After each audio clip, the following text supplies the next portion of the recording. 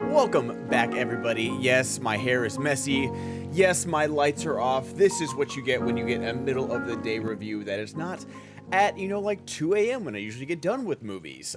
So here's what we have today is Dungeons and Dragons: Honor Among Thieves. This movie is written and directed by John Francis Daley and Jonathan Goldstein, and stars a bevy of very talented people such as Chris Pine, Michelle Rodriguez, Regé-Jean Page, Justice Smith, Hugh Grant, Sophia Lillis, and I believe that is the main cast. There are some good supporting characters as well, such as Chloe Coleman and Daisy Head, but what we follow is the main two characters I want to say is probably Chris Pine and Michelle Rodriguez. They are lifelong friends, and they form a thief group.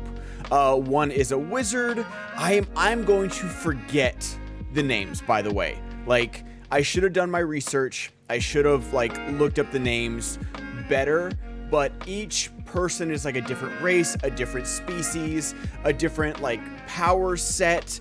So I'm just gonna go with that, and I'm sorry in this review that I'm not more specific of who is who, because I should have looked it up and I didn't. And the only synopsis they have is: a charming thief and a band of unlikely adventurers embark on an epic quest to retrieve a lost relic, but things go dangerously awry when they run afoul of the wrong people. Which I guess is technically the right plot, without giving away any spoilers, and this is of course going to be a spoiler-free review.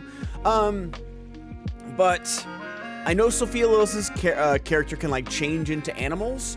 I'm sure if I got comments on my reviews, I'm sure my comments would be bombarded with people that are mad that I'm not getting the characters right, or the proper race or species, or characterization of each of these people, because this is obviously Dungeons and Dragons, and it has been around for years and years and years, and there's a diehard fandom, and it is more popular today than I feel like it ever has been, because of people like Critical Role, Wizards of the Coast, D&D Beyond. There's so many different avenues to play this timeless game that I feel like that's a huge reason why this movie got greenlit with such an A-list cast.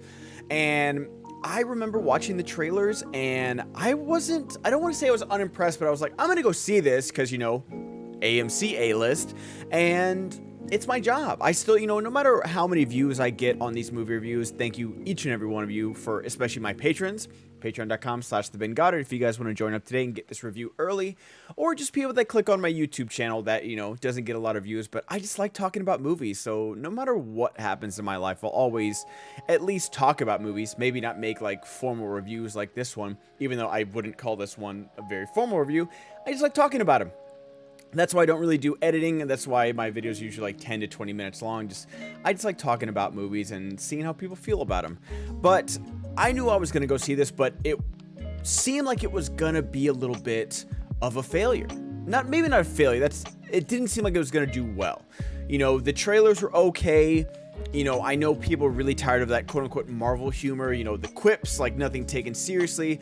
That diehard D&D fandom was oh, I don't know about this. A lot of my friends had seen it early and had really liked it, though, so I was going to be pleasantly surprised. And I was. I really enjoyed this movie, and I had a lot of fun with all the characters. I thought the action was great. I thought the CGI was really well done. Plus, there's a lot of practical effects. There are a lot of practical creatures in this movie that I did talk to my friend who works for D&D Beyond. We met them after the show. We didn't even know we were in the same theater as them. But he said there's a billion Dungeons & Dragons Easter eggs. I don't play D&D. I'd love to. Any D&D people out there want to have me at the table, let me know. I'll buy some dice. I'll, write a script. I'll be ready to improvise. Hit me up.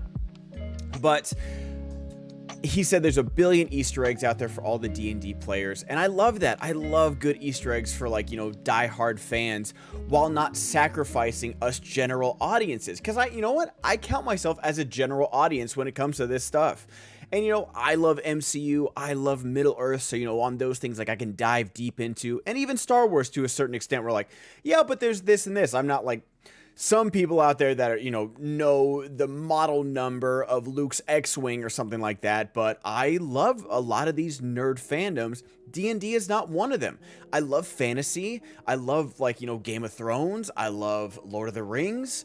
There's one more I'm not thinking of right now, but there's a lot of fantasy worlds that I'm just completely into, so I am so down to get into D&D.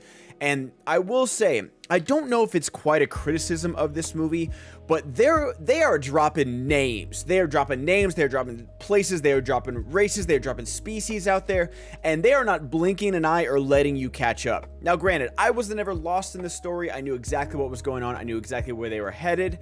But when it comes to the larger scope of things, I was like, I don't know who that is. I don't know what race they are. I don't know what the range of their powers are. And granted, you didn't really need to know that for the movie. That's definitely for the hardcore fans out there, but it would have been nice. And the same thing with Dune. A lot of Dune, Dune was definitely quote unquote, I'd say simplified. I was about to say dumbed down, but I'd say more simplified for the general audiences for the movie, because I know the book is complex and dense. And I can't wait for Dune 2. But going back to this movie, Chris Pine, who I've absolutely loved, apparently since Smokin' Aces. I didn't realize that was Chris Pine in Smokin' Aces, but it was. It's one of the Tremor brothers. But really, we all discovered him. I mean, I'm sure a lot of people discovered him in Princess Diaries too. But I discovered him really in Star Trek, just like most of the general public did. And I've always wondered, Star Trek he's been great in. And he's had starring roles for sure. But, I'd always wondered what his next thing was. He was so good in Wonder Woman as well.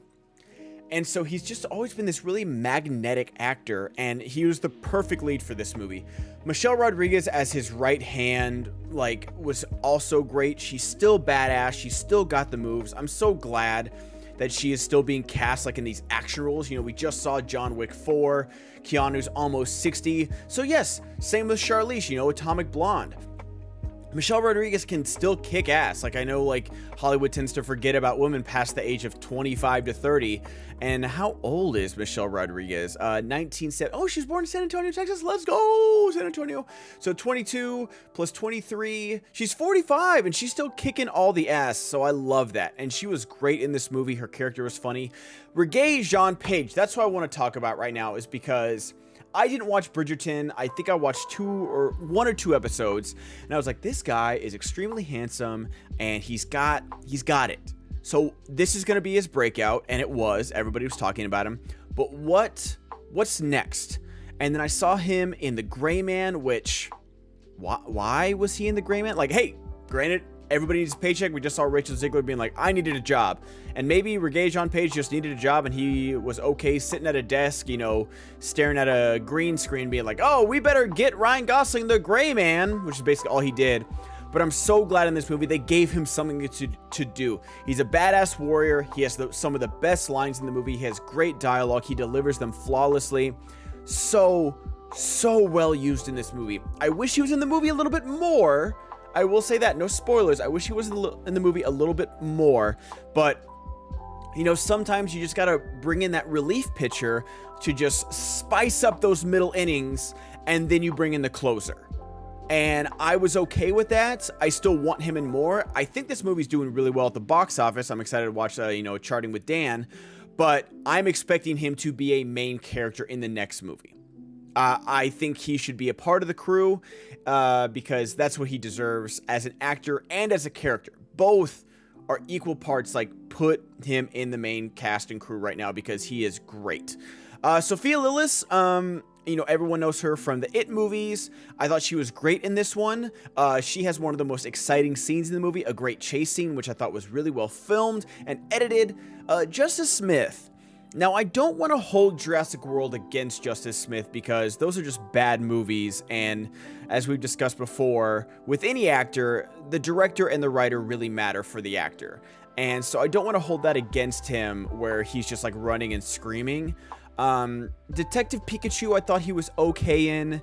And I'm trying to think. I didn't, anytime I bring him up, all my gamer friends bring up The Quarry, and I know I need to play that, and I will, but I haven't played that. I thought he was okay in this movie. He definitely wasn't my favorite, but he didn't detract anything. And Hugh Grant, we just reviewed Operation Fortune, Ruse de Guerre. I'll never not say that movie like that. And with The Gentleman, with Ruse de Gare. We are in a Hugh Grant-assance, whatever you want to call it, where he is just, you can just tell how much fun he is having. And it goes all the way back to Paddington 2, where he is just having the most fun. Because, you know, he made all his 90s, early 2000s money, and I hope that lasted.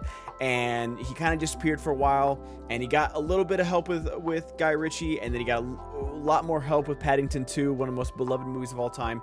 And now he's just full on having fun. It feels like he's not even acting. They just like show, he's like the British Jeff Goldblum almost, honestly, where it's just like, you just show up and let him do his thing, and it's gonna be great. And I love that. Daisy Head as Sofina, the evil red wizard, I thought was really good too. I feel like they didn't underutilize her because she definitely is the main antagonist of the movie, but I thought she was really like kind of chewing the scenery, and I wish I'd gotten like 1 or 2 more scenes of just her, but I understand why they didn't. But it just goes back to me being pleasantly surprised. Like, I never want a movie to fail. Ever. I didn't want Black Adam to tank, even though I didn't like it. I didn't want Morbius to tank. Like, I don't care, but little big studio movies, like, but I just didn't think this movie was going to be for me. You know, I love fantasy. All my friends are into D&D, so I'm definitely willing to try it. But I just didn't think it was going to work, and it really did. And I love that. I love that this movie was fun. I love that I had a great time, you know, with this 2-hour, like 10-minute movie. I thought it was perfectly run. I thought it was great action, great fun, like a great story, a good introduction into this world where they are name dropping a lot of things, but not too much to where you can't keep up with everything. It was just a good time, and I definitely recommend it for everybody to go see it on the big screen. I saw it in the Dolby at AMC, and it was a lot of fun. And I'm excited for the next one. I think this is doing pretty well box office wise. Let me check. Let me scroll down here. It is like, this is Saturday. It's a $150 million budget, so this movie's got to make money. And so far it says 15 million worldwide. I feel like that's underselling it right now, because I know all the Friday screenings at AMC at all 3 AMCs in Burbank were pretty full. But I know that's my box office reporting. All 3 AMC Burbanks are pretty full, so this should make money. I don't know, man, but I hope it makes money. I hope this is a success, because I'd love to see this crew and this world again. Thank you guys so much for watching. Thank you so much to my patrons for seeing this early, and thank you to my YouTube audience for checking this out. And if you have any D&D friends that need someone at the table, let me know. Have a good night, guys. Bye-bye.